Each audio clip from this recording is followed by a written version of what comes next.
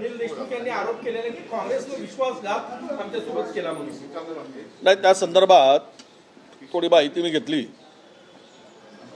मध्यरात्रीपर्यंत ही चर्चा चालली होती. राष्ट्रवादीच्या कडून आवाजवी काही जी मागणी होती ती काही योग्य नव्हती आणि आमच्या मजबूत जागेवर त्यांनी दावा केलेला होता अशी माहिती मिळाली. तरी पण समझोता करून ते प्रश्न मिटवता आला असता. थोडी टोकाची भूमिका घेतल्यामुळे नागपुरामध्ये ही युती तुटल्याची आता माझ्याकडे माहिती आहे. परंतु एक आहे की तसंही आता राष्ट्रवादी शरद पवार साहेबांचं फार मर्यादित त्यांचा पक्ष आहे आणि तरी आमचा प्रयत्न होता की उबाठा बरोबर आणि शरद पवार साहेबांच्या बरोबर युती करायची, आघाडी करायची.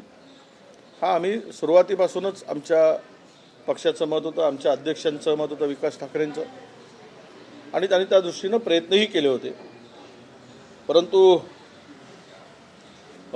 अपेक्षेपेक्षा जास्त जागेवर तडजोड करणं शक्य नव्हतं आणि त्या ठिकाणी त्यांची भूमिका अत्यंत मागणी चुकीची होती असं माझं मत आहे.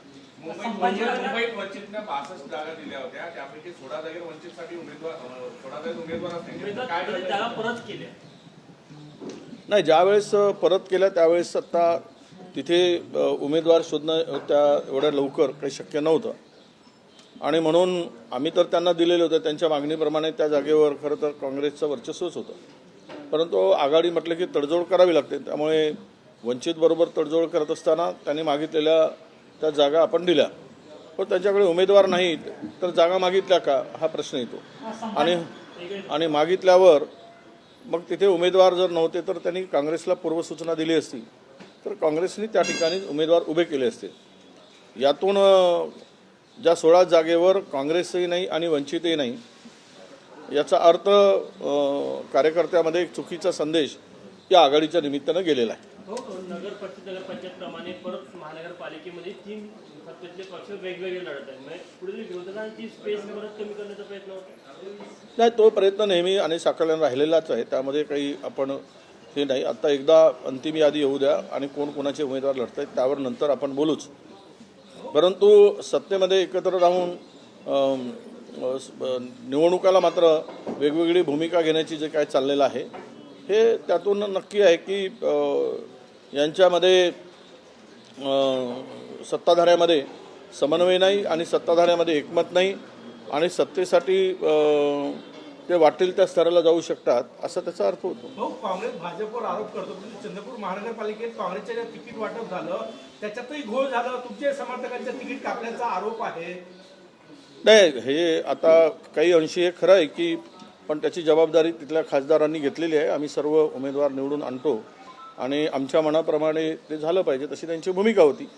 त्यामुळे त्यांच्यावर जबाबदारी त्यांनी घेतल्यामुळे काही आमच्या समर्थकांना तिकडे समर्थक म्हणण्यापेक्षा काँग्रेसचे सिनियर लीडर होते, 4-4 वेळचे नगरसेवक होते, त्यांनाही थोडासा बाजूला करून त्या ठिकाणी त्यांनी भूमिका घेतली की जबाबदारी माझी आहे असं खासदारांचं मत आहे. तर त्यामुळे आम्ही त्यांना आग्रह केला की त्या ठिकाणी प्रयत्न केला, आमचे अनेकांनी प्रयत्न केला, पण त्यांची भूमिका एकदम त्या संदर्भात टोकाची होती आणि जबाबदारी घेतल्यामुळे त्यावर अधिक मला बोलण्याची गरज वाटत नाही. म्हणजे चंद्रपूर महानगरपालिकेत विजय झाला किंवा पराजय झाला तर खासदारांची जबाबदारी असं म्हणायचं तुम्हाला? नाही, आता असं आहे की कोणी ना कोणीतरी जबाबदारी घ्यावीच लागते. अंगावर घेऊन निवडणुका लढाव्या लागतात.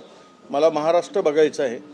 शेवट महानगरपालिकेमध्ये महाराष्ट्रभर दौरा करायचा आहे. तर त्यामुळे तेथील जबाबदारी उमेदवार निवडीपासून त्यांना हवे ते उमेदवार पाहिजे होते जिंकण्यासाठी. त्यांचा निकष वेगळा होता. त्यामुळे अनेक सिनियर लोकांना, अनेक पक्षामध्ये अनेक वर्षापासून काम करणाऱ्या लोकांना ते निवडून येणार नाहीत अशी भूमिका किंवा त्याच्याकडे काही रिपोर्ट असेल त्या आधारावर त्यांनी ते उमेदवारी दिलेल्या आहेत आणि जबाबदारी सुद्धा आता त्यांची आहे, त्यामुळे त्यांनी जबाबदारी घेतली आहे. पण संभाजीनगरमध्ये प्रचंड राडा सुरू आहे. संभाजीनगरमध्ये प्रचंड राडा सुरू आहे. भाजपमध्ये अरे थांबे यार. हटवण्याची शक्यता हो, नाकारता येत नाही. संभाजीनगरमध्ये प्रचंड राडा सुरू आहे. भाजपच्या इच्छुक उमेदवारांचा राडा आहे. किनेकर जे संजय किनेकर यांचा समजूत काढण्याचा प्रयत्न या ठिकाणी होतोय. नाही, राडा तर होणारच आहे, कारण त्यांनी सर्वच पक्षामध्ये, आमच्याही पक्षामध्ये काही ठिकाणी उपरी लोक घेतल्याची चर्चा अनेक ठिकाणी तक्रारी येत आहेत. भाजपमध्ये सुद्धा तर हा मोठा प्रमाण आहे की बाहेरून आलेल्यांना उमेदवारी दिल्या गेली आणि त्यातून निष्ठावंतांना डावलल्याची चर्चा जोरात आहे आणि त्यातून झालेला हा उद्रेक आहे. खरं तर भारतीय जनता पक्ष हे वापरून घेऊन त्यांचा वापरा आणि फेका असं त्यांचं धोरण आहे. त्यामुळे आक्रोश जो संभाजीनगरमध्ये दिसतो आहे ते पक्ष निष्ठा सोडून पक्षातून बाहेर आलेल्या लोकांना भारतीय जनता पक्ष आता काँग्रेसची स्थिती जी होती पूर्वी ती आता भाजपची आहे असं म्हणायला हरकत नाही. भागवत कराड यांना इथे भाजपच्या नाराज कार्यकर्त्यांनी घेरलेलं आहे. प्रचंड नाराजी पक्षावर व्यक्त केली जात आहे संभाजीनगरमध्ये. नाही, आता संभाजीनगरमध्ये आघाडी होईल आता त्यांची युती होईल असं संकेत होते, पण कालपासून जे वातावरण निर्माण झालं आणि वेगवेगळे लढण्याचा निर्णय घेतला त्यामुळे कार्यकर्त्यामध्ये स्वाभाविक जागा देण्यासाठी स्कोप होता. परंतु हे सगळं वातावरण जे काही तयार झालं असेल तो त्या पक्षाचा अंतर्गत विषय आहे, त्यावर मी अधिक भाष्य करणं मला चुकीचं वाटतं. पण एक नक्की आहे की काँग्रेस आम्ही जे लढतो ते वैचारिक दृष्टिकोनातून लढतो. भाजप हे सर्व काही सत्ता मिळवत असताना निष्ठा काही ठेवायचं नाही, जिंकणं हाच निकष आणि त्या दृष्टीनं त्यांनी ते तिकीट वाटप कदाचित केलं असावं. मुंबई महानगरपालिकेत 16 ठिकाणी काँग्रेसने उमेदवारी दिलेली नाही आहे. मुंबई महानगर झालं कांग्रेस की ड्यूटी हुई और कहानी और क्या रिजल्ट रहा या ड्यूटी नहीं? नहीं, देखिए कल तक तो जो स्थिति थी वो पूरी तरह क्लियर नहीं थी. आज सब कारपोरेशन का स्क्रूटनी के बाद में अंतिम यादी जब लगेगी तभी इस बारे में कहाँ पे किस जगह किसकी युति हुई और यही हम लोग स्पष्ट करेंगे. अभी आज के तारीख में ये बताना उचित नहीं कि कई जगह युति हो गई, फिर कुछ जगह अलग दूसरे ने वही पार्टी के लोगों ने उम्मीदवार भी खड़े किए, तो उसको युति या आघाड़ी कैसे कह सकता है, कैसे कह सकते. तो इसीलिए ये जो अभी सामने चित्र आएगा आज और कल, तभी हम बता पाएंगे कि कारपोरेशन में कहाँ कहाँ अलायंस हुआ है. भाऊ, मुंबई के 3 वर्षों का अगर विकास निधि देखा जाए तो जो सत्तारूढ़ पार्टी के जो नगर सेवक थे उन्हीं को दिया गया है 99%. क्या बोले? जो विकास निधि है वो सत्तारूढ़ वो कभी देखिए वो उनके जो धोरण है सत्ताधारियों का विरोधियों को देना ही नहीं, ये तो गलत है. ये मतलब कि महाराष्ट्र का समतोल विकास की बात नहीं है.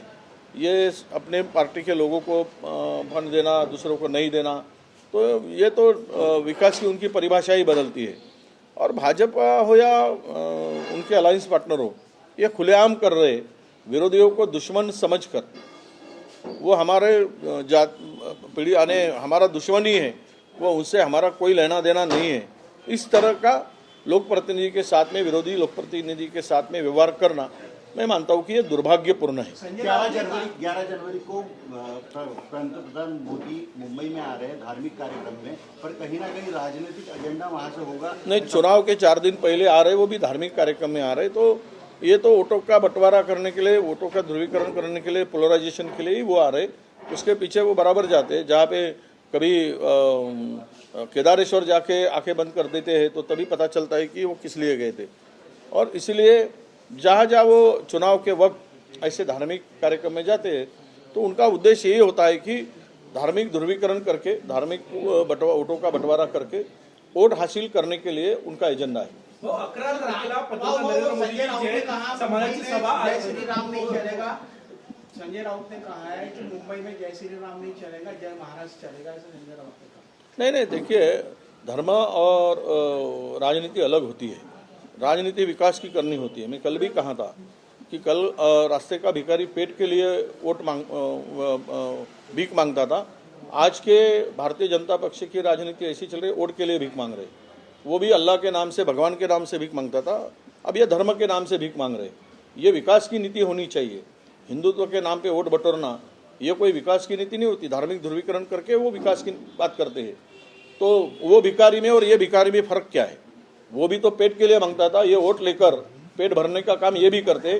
दोनों भिखारी बराबर के। मीरा भाईंदरमध्ये भारतीय संविधान को कश्मीरी भाषा में किया गया, अनेक वर्षों से चल रहा था, अब वो पूरा हुआ है। भारतीय संविधान को कश्मीरी भाषा में अनुवाद किया गया। नहीं, ठीक है ना। हर देखिए, भारतीय अपने भारत में विविध भाषा का प्रांतवार रचना है, और इसमें अगर हर भाषा में संविधान समझने के लिए एक उनको आसान होता है, तो उस भाषा में जल्दी होना चाहिए था। काफ़ी दिनों से ये चल रहा था। आज कश्मीर में संविधान, उनको कश्मीरी लोगों को समझना चाहिए, और संविधान पे देश चलाने के लिए उनका भी उतना ही सहभाग होना चाहिए। ये बहुत अच्छी बात है कि उस भाषा में अभी ये काम पूरा हुआ।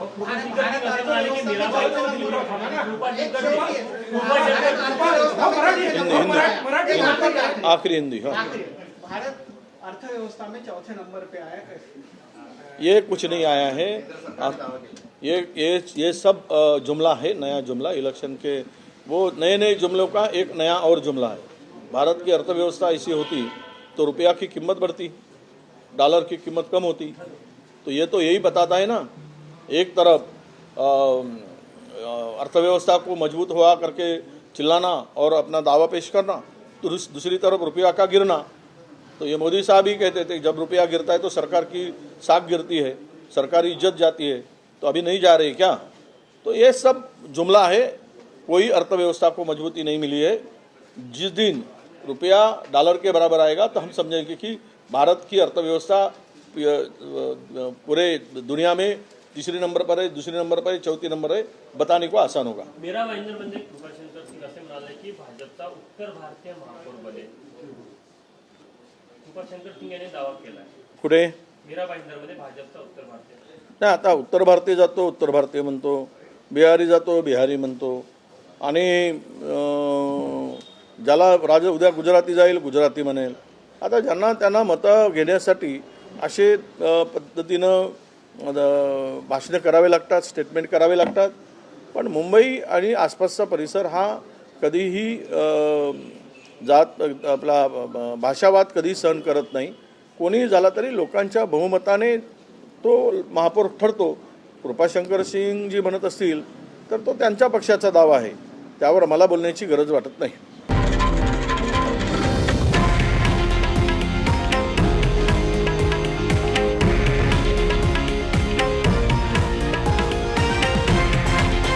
हे आहे देशातील नंबर 1 न्यूज नेटवर्क आणि आपण पाहत आहात TV9 मराठी, एकमेव.